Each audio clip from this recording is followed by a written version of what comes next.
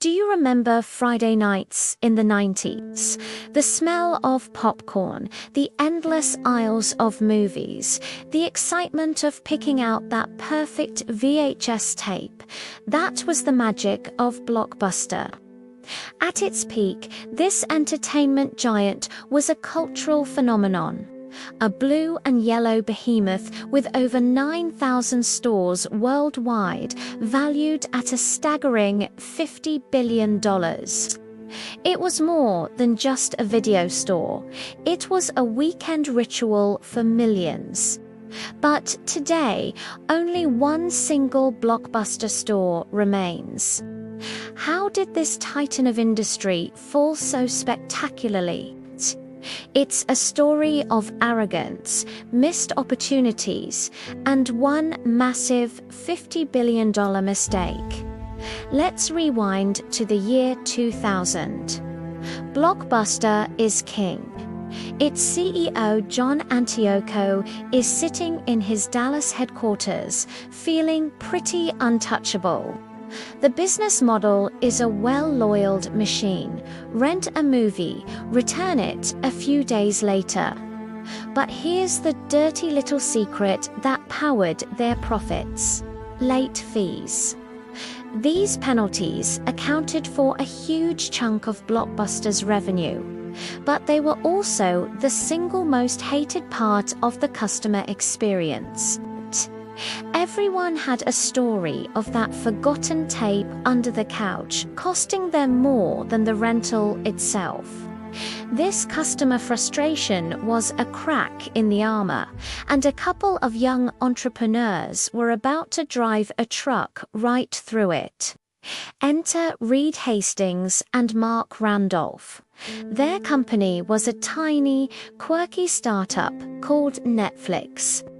Their idea was revolutionary for the time: rent DVDs through the mail with no late fees. You could keep a movie for as long as you wanted. They were small, losing money, and desperate. So, they decided to make a bold move. They flew to Dallas to meet with the king himself, John Antioco. They proposed a partnership. Netflix would run Blockbuster's online brand, essentially becoming Blockbuster.com. Their asking price is a mere $50 million. Inside that Blockbuster boardroom, the executives barely suppressed their laughter. $50 million for a niche mail-order service. They saw Netflix not as the future, but as a joke. Blockbuster was a multi-billion-dollar empire built on physical stores and foot traffic. The internet, it was a fad. DVDs by mail, a logistical nightmare. They practically laughed Hastings and Randolph out of the room. This wasn't just a rejection, it was a complete dismissal, a moment of corporate hubris that would go down in history as one of the most catastrophic business blunders of all time. As Netflix regrouped and pushed forward, driven by that rejection, trouble was brewing inside Blockbuster. John Antioco, despite his initial arrogance, wasn't a fool. He started to see the digital writing on the wall. The internet wasn't going away, and those pesky late fees were driving customers to alternatives. He knew Blockbuster had to change or it would die. His plan was ambitious: eliminate late fees and launch a competing online service called Blockbuster Total Access. It was a direct shot at Netflix. For a monthly fee, you could rent DVDs online and even exchange them in store for a free rental. On paper, it was a brilliant hybrid model that Netflix couldn't match. The plan worked too well, in fact. Customers loved it. In the first year, Blockbuster Total Access signed up over 2 million subscribers. Rapidly catching up to Netflix, Blockbuster was finally competing in the 21st century. But this success came at a massive cost. Eliminating late fees vaporized a huge source of profit overnight, and the total access in-store exchange feature, while popular, was costing the company a fortune in free rentals. Franchise owners were furious. They were giving away free movies and getting nothing in return. The company was hemorrhaging money, and the stock price was plummeting. This financial turmoil attracted a new, powerful character into our story, the infamous activist investor, Carl Icahn. Icahn bought a large stake in Blockbuster and saw only the massive spending and shrinking profits. He didn't see Antiocho's long-term vision of transitioning the company. He saw a CEO burning cash. Icahn launched a proxy battle, rallying frustrated shareholders and franchise owners to his side. His argument was simple: bring back the late fees, cut the online spending, and focus on the profitable stores we already have. He painted Antiocho as a reckless spender and himself as the savior who would restore profitability. The internal war was brutal. It was a clash of two opposing futures: Antiocho's expensive, forward-looking digital strategy versus Icahn's focus on short-term, brick-and-mortar profits. In 2007, Carl Icahn won. He gained control of the board and effectively forced John Antiocho out, taking with him his multi-million-dollar severance package. The new leadership, under Icahn's influence, did exactly what he promised. They scaled back the investment in total access and began reintroducing restocking fees, late fees by another name. The brief, innovative era at Blockbuster was over. They had a real chance to beat Netflix at its own game, and they threw it away. While Blockbuster was busy fighting itself, the world kept moving. A new competitor emerged, one that attacked Blockbuster from a different angle: Redbox. These bright red kiosks started popping up outside grocery stores and pharmacies, offering new release DVDs for just $1 a night. It was convenient, cheap, and there were no subscription fees.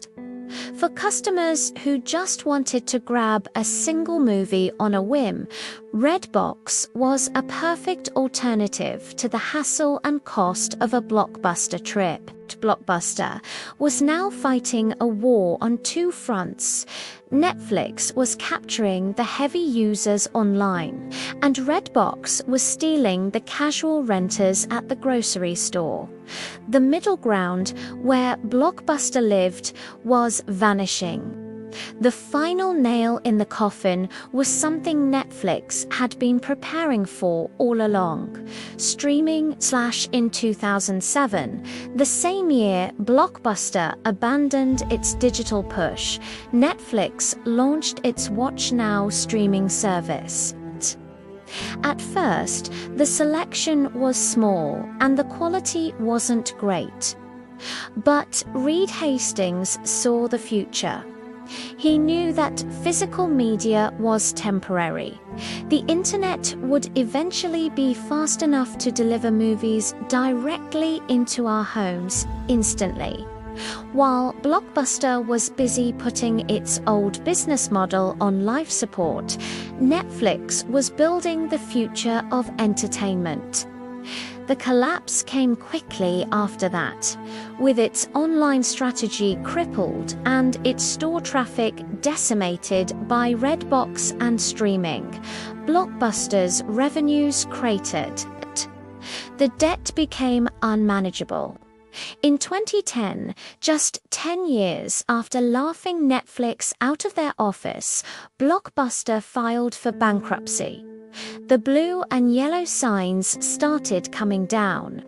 Store after store closed its doors, their shelves of movies collecting dust. Dish Network bought the company's remains, but even they couldn't stop the bleeding. By 2014, all corporate-toned stores were gone. An empire had crumbled into dust. So, what's the legacy of Blockbuster? It's a powerful lesson. It's not just a story about technology. It's a story about culture. Blockbuster failed because its leadership was too arrogant to see the future, too afraid to cannibalize its own short-term profits for long-term survival, and too internally divided to execute a coherent strategy. They had the brand, the money, and the customers to win. They had a plan in total access that was actually working, but they chose infighting and short-term gains over genuine innovation. Netflix won. Not just because they had a better idea, but because they had the courage to pursue it relentlessly, even when they were a tiny company on the brink of failure. Today, we live in a world that Netflix built. Binge-watching, streaming originals. Personalized recommendations. All of this is the result of that vision. The lone Blockbuster store in Bend, Oregon, stands as a museum, a nostalgic relic of a bygone era. It reminds us that no company is too big to fail, and that the next big thing can come from the most unexpected places. It's a tribute to Friday night's past and a warning to the giants of today. What are your favorite memories of Blockbuster? Did you ever get hit with a crazy late fee? Let me know down in the comments. I'd love to read your stories. And if you enjoyed this trip down memory lane, don't forget to hit that like button and subscribe for more stories about the businesses that shape our world. Thanks for watching.